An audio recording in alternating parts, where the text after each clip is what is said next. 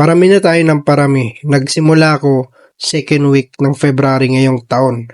Kaya naman, ngayong hapon, mamimigay tayo ng blessing sa mga active na sharer natin na merong share na ngayong araw at kahapon.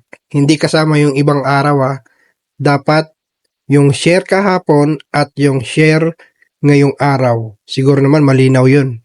Hindi kasama ang ibang araw. Nandito tayo ngayon sa dashboard at maghahanap tayo ng mga masiswerteng mapapalad. Ito ang inuna natin, yung current na follower. Tingnan natin kung merong share.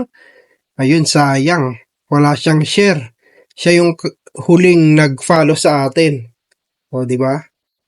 Dapat lagi tayong mag-share kasi yan lang yung pinaka-effort natin. Ano ba yung purpose ng pag-follow natin sa isang content creator kung di tayo mag-share, 'di ba? Sayang. So hanap pa tayo ng iba. Sige, scroll lang natin ito.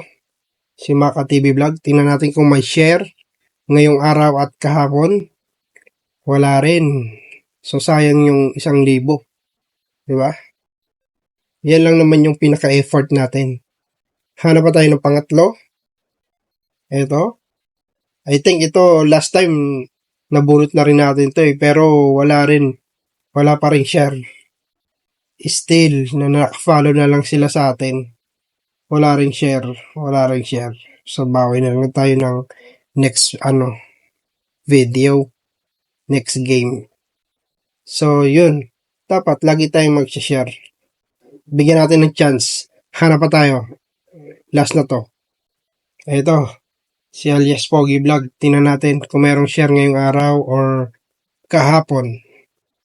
Sino kaya ang mapipili at swerteng makakatanggap ng 1,000? Kaso mukhang malabo. Wala ring share ng mga video natin. Tingnan pa natin sa ilalim. Wala. Ilang araw na yung lumipas na yan. Wala talaga. Dahan-dahan na yan. Wala talaga yung mga video natin. Hindi siya nag-share. So yun. Dapat lagi tayo mag-share. Sayang yung opportunity. Wala talaga. So nandito tayo ngayon sa dashboard. So yun lang guys. See you on the next video.